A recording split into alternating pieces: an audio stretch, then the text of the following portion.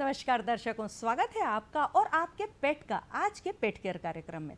दर्शकों, हम अपने कार्यक्रम के अंतर्गत आपके पास जो भी पेट है उनकी जानकारियां देते हैं, क्योंकि आपके पास भी अलग अलग ब्रीड के पेट होंगे।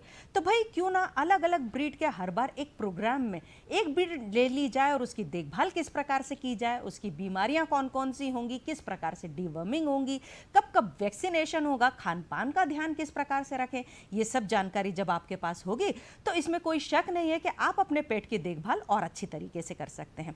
तो चलिए आज के अंक में हम जानते हैं कि किस प्रकार से जर्मन शेफर्ड डॉग की देखभाल की जाए। जी हाँ, ये वो डॉग है जो कि आज्ञाकारी होता है। ये बहुत ज़्यादा एक कहना चाहिए कि आपके लिए बहुत ज़्यादा लवर होता है, चतुराई और समझ में सबसे ज़्यादा होता है, इसीलिए पुलिस और सेना का सबसे ज़्यादा चहेता होता है। इनकी सूंघने की क्षमता बहुत ज़्यादा होती है। तो चलिए जानते हैं कि किस प्रकार से जर्मन शेफर्ड की देखभाल की जाए। इसी विषय में जानकारी देने के लिए आज हमारे साथ उपस्थित है हमारी विशेष अतिथि, जो कि डॉक्टर अनुराधा बुधौलिया, ये वेट ऑफिसर है। नमस्कार मैम, बहुत बहुत स्वागत है। चलिए आपको मिलवाती हूँ अपनी एक विशेष अतिथि से, जो कि पेट लवर के साथ साथ ये यूट्यूबर हैं, बहुत ही प्रख्यात हैं।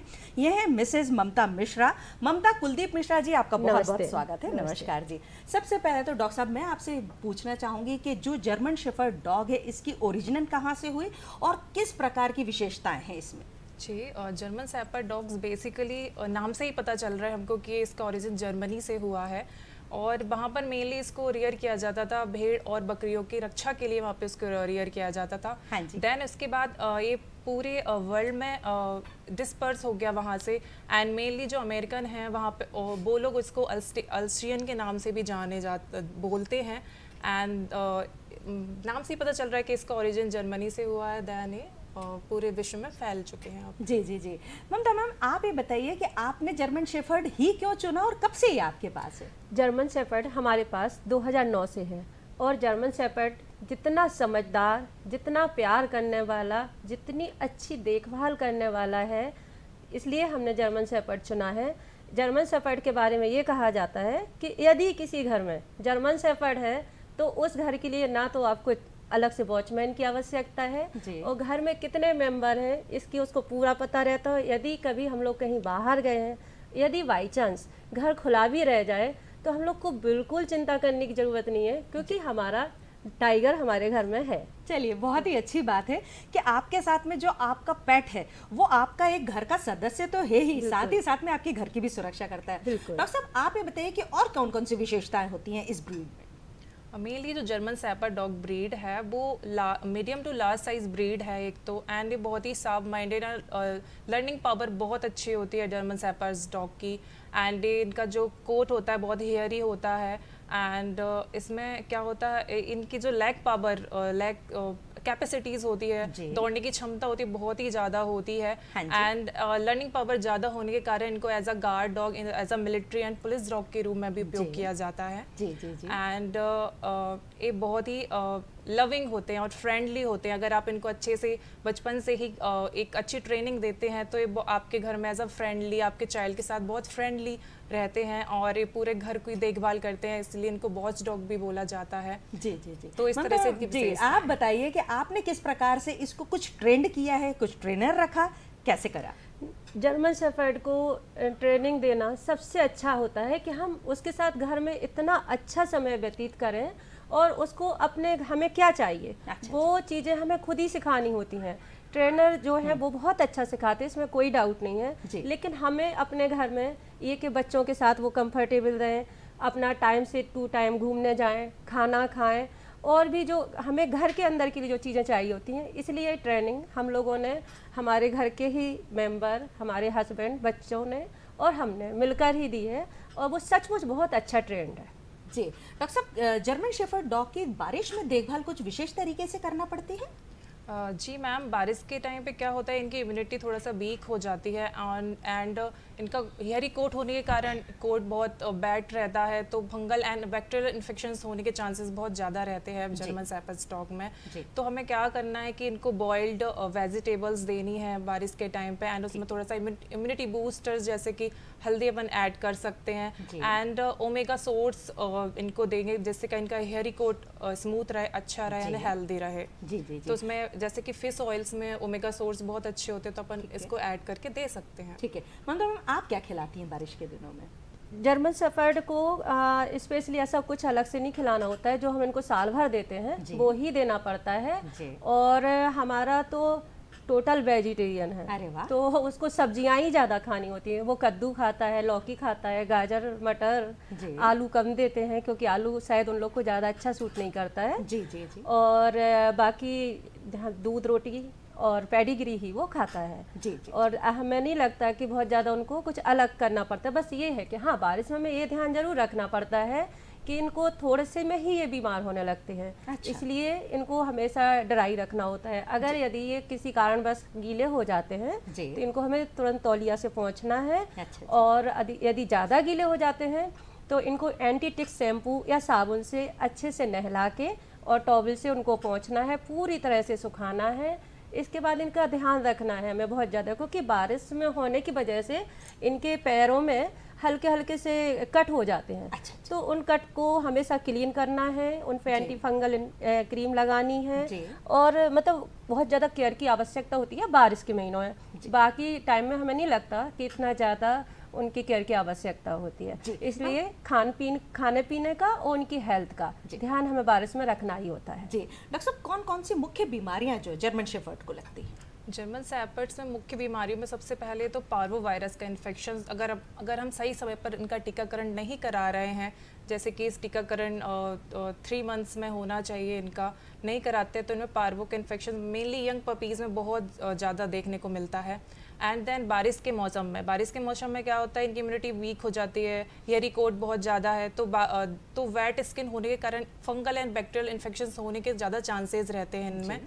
तो हमें क्या करना है, एंटी फंगल एंड शैम्पूज़ वगैरह और लोशंस वगैरह लगाते रहना है बारिश के टाइम पे।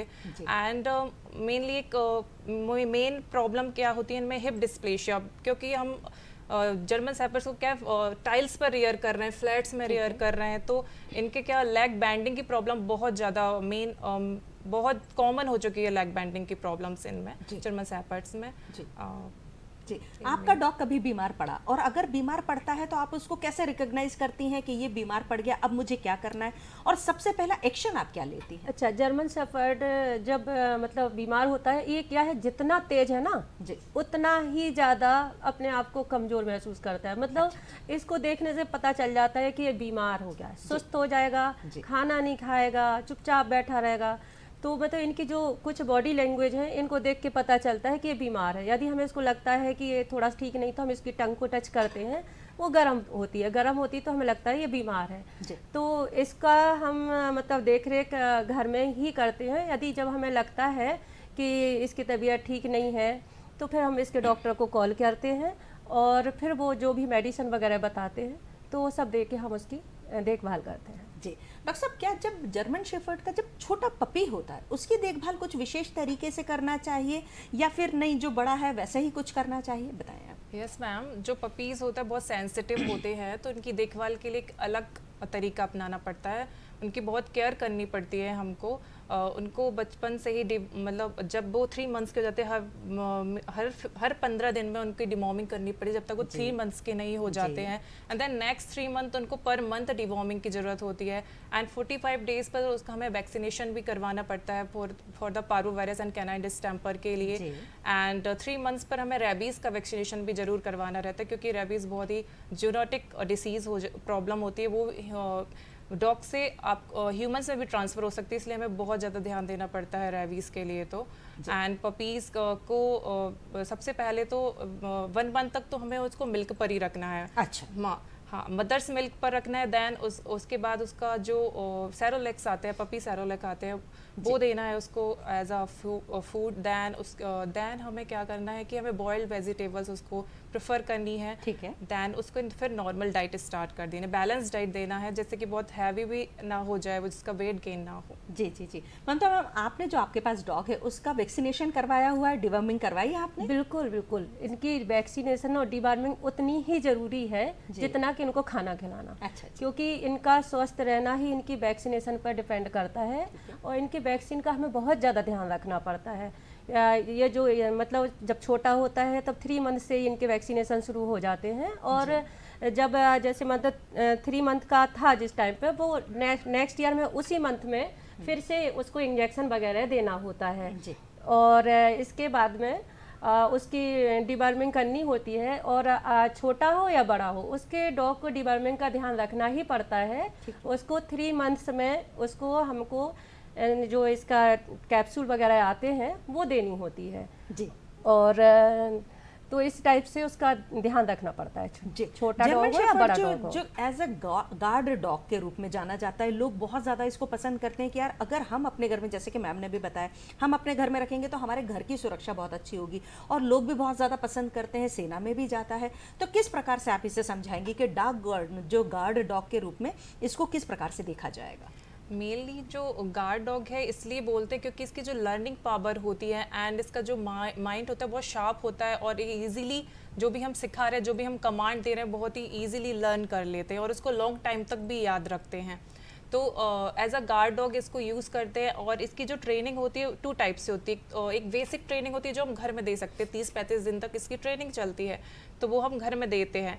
दैन इसके बाद एक विग्रस ट्रेनिंग होती है जो military and police dog use करते हैं, तो उसको विग्रस ट्रेनिंग दी जाती है, और हम घर में उसको एज अ गार्ड यूज़ करते हैं क्योंकि ये बहुत ही लविंग केयरिंग है और हम फ्रेंडली भी है, और बहुत ही जल्दी हमारी चीज़ों को समझ जाता है, हमारी कमांड को समझ जाता है, तो वो एज अ गार्ड डॉग भी यूज़ करते हैं हम इसको। जी। इनके हेयर बहुत ज़्यादा खूबसूरत होते हैं और बहुत घने होते हैं, तो क्या कुछ विशेष देखभाल की ज़रूरत होती है? वहाँ पर जो टिक्स आएंगे या कोई बीमारी आ जाएगी, कोई कीड़े आ जाएंगे, तो किस प्रकार से क्या करेंगे? यस मैम, जो इसके कोट होता है बहुत हेयरी होता है, एंड इसको अच्छा रखने के लिए, शाइनी रखने के लिए हमें ओमेगा 3 फैटी सोर्स देना चाहिए, एंड बायोटिन्स इसके फीड में यूज़ करना चाहिए। एंड इसमें क्या होता है, टिक्स एंड फ्लीज का इन्फेस्टेशन हो जाता है बारिश के टाइम पे, जो हमें नॉर्मल आंखों से दिखा ही नहीं देते हैं, तो हमें इसकी रेगुलर कॉमिंग करनी चाहिए, जिससे कि हमें को पता चले कि हाँ उसमें टिक्स एंड फ्लीज हैं। तो क्योंकि इनमें बहुत ही कॉमन बीमारी होती है टिक फीवर, जो ईजिली उनमें इन्फेक्शन कर जाती है, तो इसलिए हमें रेगुलर उनकी कॉमिंग करनी चाहिए एंड ग्रूमिंग रेगुलर करनी चाहिए, तो हमको इन चीज़ों का पता चल जाता है। जी। आप किस प्रकार से, जो आपका डॉग है वो बड़ा ही खूबसूरत है, हमने फोटोज भी देखे हुए हैं, तो उसके हेयर की किस प्रकार से देखभाल करते हैं? इसके डॉग के हेयर की केयर करने के लिए एक तो इनको क्लीन करके रखना होता है, तो इसके लिए कंघी बराबर से करते हैं। अच्छा जी। ठीक है ना, और बाल ज़्यादा नहीं गिरे इसलिए कुछ मेडिसिन वगैरह जैसा कि डॉक्टर साहब ने बताया है उनको देनी रहती हैं। हाँ जी। और कंघी करने का भी एक निश्चित टाइम रखना होता है कि हम इसको घर के बाहर ले जाएं, वहाँ कंघी करें, जिससे इसके जो बाल हैं वो घर के अंदर भी नहीं गिरें। जी जी। और यदि क्योंकि बाल तो पता है हमें किसी के भी हों और पूरे घर में हैं तो कहीं ना कहीं नुकसान तो देते ही हैं, इसलिए इनके हेयर केयर के लिए एक तो इनको बराबर क्लीन करके रखें, कंघी करते रहें, और यही बस इनकी केयर होती है बालों की। जब आप खाना देती हैं तो क्या खाना और घूमने का टाइम कुछ निश्चित रखा हुआ है? हाँ बिल्कुल,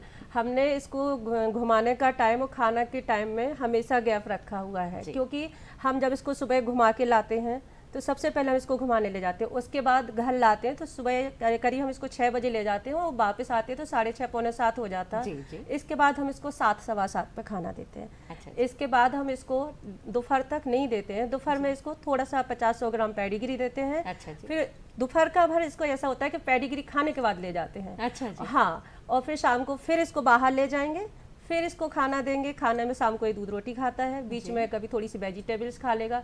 अच्छा, ये अपनी हेल्थ का बहुत ध्यान रखता है, ये फालतू की चीजें नहीं खाता है। अच्छा जी। हाँ, कभी जैसे पकौड़ा वगैरह कुछ दो तो बिल्कुल खाना ही नहीं है उसको तो। अरे वाह। तो वो अपनी हेल्दी डाइट का ध्यान रखता है। फिर उसको जब शाम को हम घुमा के वापस लाते हैं, फिर खाना देते हैं, फिर इसके बाद हम इसको करीब 9:30-10 बजे फिर से ले जाते हैं, मतलब इसको हम दिन में 3-4 बार बाहर ले जाते हैं। जी, जी, जी। इससे हमारी भी एक्सरसाइज होती है और उसकी भी एक्सरसाइज होती है। बहुत अच्छी। डॉक्टर साहब, जैसे कि इन्होंने बताया कि इन्होंने टाइम बांधा हुआ है, क्या ये सही है और कुछ और भी इसमें आप ऐड करना चाहेंगे?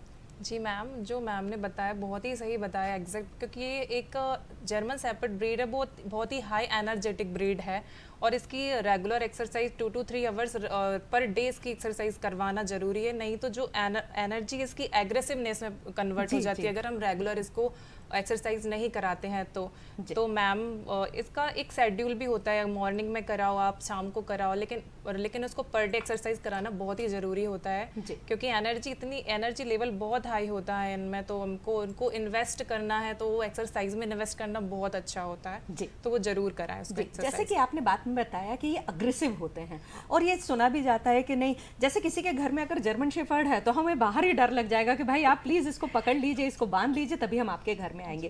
तो ये बहुत ज़्यादा अग्रेसिव होते हैं। उस अग्रेसिवनेस को किस प्रकार से, जैसे कि आपने बताया कुछ खेल कूद के है, तो और कुछ भी करना चाहिए इनके साथ में? क्या होता है ना कि ये जर्मन शेफर्ड ब्रीड बहुत ही एग्रेसिव मानी जाती है अगर हम इसको सोशलाइज ना करवाएं बचपन से ही। अगर हम पपीज़ को सोशलाइज्ड होने दें अपनी फैमिली के साथ, अपने रिलेटिव्स के साथ या अपने अदर पेट्स के साथ फैमिलाइज्ड होने दें, सोशलाइज्ड होने दें, तो क्या होता है जो उनकी एग्रेसिवनेस है वो बहुत कम हो जाती है। एंड अगर हम उनको अलोन छोड़कर चले जाते हैं घर में तो जो उनकी एनर्जी है वो एग्रेसिवनेस में बदलनी ही है, क्योंकि अलोन वो डिप्रेस्ड हो जाते हैं, एग्रेसिव बिहेवियर शो करते हैं। तो हमें क्या करना है कि पपीज़ को बचपन से ही अपने फ्रेंड्स, अपने फैमिली फ्रेंड्स के साथ, अपने रिलेटिव्स के साथ सोशलाइज्ड होने दें, उनको कनेक्ट होने दें, क्योंकि कनेक्ट होंगे तो उनका एग्रेसिवनेस कम होगा एंड जो रिलेटिव्स ही आएंगे बाद में भी, कोई भी पर्सन आएगा अपने घर में तो उनके साथ वो बहुत ही अच्छा बिहेव करेंगे। तो बस उनको बचपन से ही ट्रेन करें इस चीज़ में। ममता मैम, कभी ऐसा हुआ है कि आप इसको घुमाने लगे और इसका जो अग्रेसिवनेस है वो किसी दूसरे के ऊपर अटैक कर दिया और आपको परेशानी हुई हो? हाँ, ऐसा होता है। जब ये छोटे होते हैं तब ये बहुत ज़्यादा एग्रेसिव होते हैं, मतलब 1 ईयर के अराउंड, मतलब एकदम छोटे नहीं, 1 ईयर के अराउंड ये बहुत ज़्यादा एग्रेसिव होते हैं। और ये अपने ओनर के लिए इतने वफादार होते हैं कि इनको ये भी पसंद नहीं आता है कि हमारा जो हमें लेके जा रहा है उसके 10 फीट आगे और 10 फीट पीछे भी और बगल में भी कोई नहीं होना चाहिए। वो एक छत्र राज चलता है इनका। हाँ, वो और इनके ओनर होना चाहिए। और तो उस चीज़ों को धीरे धीरे करके हमने समझा कि इसको ये चीज़ नहीं पसंद है, तो हम खुद ही कोशिश करते हैं कि डिस्टेंस लोगों से बना के रखें। और रही मिलनसार होने की बात, तो मेरे को लगता है जर्मन शेफर्ड ही एक ऐसा है जो जितने लोगों को वो जानता है उनके लिए अपनी जान भी दे सकता है और दूसरों की जान ले भी सकता है, मतलब इतना तेज होता है। और जब मतलब घर में है और शांत है तब तो ऐसा लगता है तो बिल्कुल कुछ जानते ही नहीं है, इसको तो कुछ आते ही नहीं है, एकदम शांत। तो अगर किसी ने इसके इच्छा के खिलाफ कोई भी कदम उठाया तो बहुत ज़्यादा एग्रेसिव हो जाता है। तो हमें बहुत ज़्यादा ध्यान रखना होता है कि हमारे घर में यदि कोई आ रहा है तो हम इनको पहले से इनके रूम में रखते हैं और बाकी लोगों को बाहर हमने लिख के भी रखा है कि भाई सावधान हो के आइए अंदर, जर्मन से पढ़े अंदर। जैसे कि प्रोग्राम के शुरुआत में ही मैम ने आपने बताया कि ये जर्मनी से आया हुआ है, तो एक विदेशी ब्रीड है जिसको हमारे देश ने अपनाया हुआ है, तो मौसम के अनुसार कुछ विशेष देखभाल की ज़रूरत होती है? हाँ जी मैम, क्योंकि हमारे क्लाइमेट के अकॉर्डिंग अडेप्ट नहीं कर सकते और ये जर्मनी से आया तो वो उधर की क्लाइमेट के लिए बहुत ज़्यादा अडेप्टेबल है। तो हमें क्या करना है कि थोड़ा सा उनको सीजनली एक अच्छी डाइट भी देनी है और उनकी थोड़ी बहुत ज़्यादा केयर भी करनी पड़ेगी सीजनली। सर्दी जो बारिश का मौसम होता है एंड सीज़न चेंज होता है तो उनका हेयर फॉल का प्रॉब्लम्स बहुत ज़्यादा होता है, तो हमें बहुत ज़्यादा केयर करने की ज़रूरत रहती है। एंड इन्फेक्शंस के चांसेस बहुत ज़्यादा रहते हैं, डिसीजेस भी जैसे पारबो के लिए भी प्रॉन होते हैं, तो हमें उनकी विशेष देखभाल करनी पड़ती है, सीज़न चेंज होता है तो। जी, जैसे कि कहा जाता है कि पसंद भी बहुत ज़्यादा किया जाता है, बहुत सारे लोगों को पसंद होता है, तो किस प्रकार से अगर कोई अपने घर में व्यवसाय करना चाहे तो उसको किन बातों को ध्यान रखना चाहिए, और जब कोई खरीदने जाता है किसी के पास में तो उनको किन बातों को ध्यान में रखकर इसको खरीदना चाहिए? सबसे पहले तो उसकी अलर्टनेस देखना चाहिए, डल नहीं होना चाहिए पपी, उसका कोट है बहुत साइनी और हेयरी होना चाहिए अगर हम पपीज़ को देख रहे हैं और उसको लेने जा रहे हैं तो। और ईयर है वो ईयर उसकी इरेक्ट होना चाहिए। अच्छा। हाँ, इसका एक वो अलर्टनेस का एक साइन होता है उनमें, क्योंकि जो इनके ईयर्स होते हैं बहुत ही स्ट्रेट होते हैं एंड इनमें विशेष बातों का यही है, कोट बहुत साइनी होना चाहिए एंड लेग पावर बहुत अच्छी होती है तो वो ध्यान रखना चाहिए। एंड अदर कोई इन्फेस्टेशन, टिक, फ्लीज ये नहीं होना चाहिए कोट्स में। जी, उसे उसे आपको किस प्रकार से देखना चाहिए वो सभी कुछ डॉक्टर साहब ने बताया। मैम, आपने क्या देखकर खरीदा था, आपको क्यों जर्मन शेफर्ड पसंद आया? जर्मन शेफर्ड का एक तो जो बेबी होता है वो इतना प्यारा लगता है कि उसको हम उठा के गोदी में ले लेते हैं। अच्छा, है ना जी। और मतलब ये तो है कि उसमें बहुत सारी क्वालिटीज होती हैं, जैसे कि डबल कोट होना। हाँ जी। इनकी आई भी बहुत सुंदर होती है, कान जो होते हैं बहुत प्यारे लंबे लंबे कान जी, होते हैं, जी, एकदम जी। स्ट्रेट खड़े रहते हैं, तो ऐसे मतलब बहुत ही प्यारे लगते सुंदर हैं ये दिखता है, छोटे। जी। और हमारे यहाँ तो सही में बच्चे से ज्यादा केयर उसकी वो हमारे साथ सोता था। अच्छा छोटे में जी। वो मतलब हमारी गोदी में सोना, उसको जी, हमारे साथ जी। पिलो शेयर करके सोना। जी। और जब वो कहते हैं ना कि घर में कोई भी पेट हो, कोई भी एनिमल हो, अगर हम उसको प्यार देते हैं तो बदले में प्यार ही मिलता है। जी, जी, जी। है ना, तो हम लोग को वो कभी लगता ही नहीं है कि वो हमारा पेट है। वो पूरे टाइम हमारे साथ इधर उधर घूमना है, यहाँ तक कि हम किचन में काम कर रहे हैं तो वो किचन में ही बैठता है। ठीक है। हम पूजा कर रहे हैं तो वो हमारे साथ बैठ वाह। के पूजा करता जी। है। और पूजा का तो इतना ज्यादा है कि पूजा करो,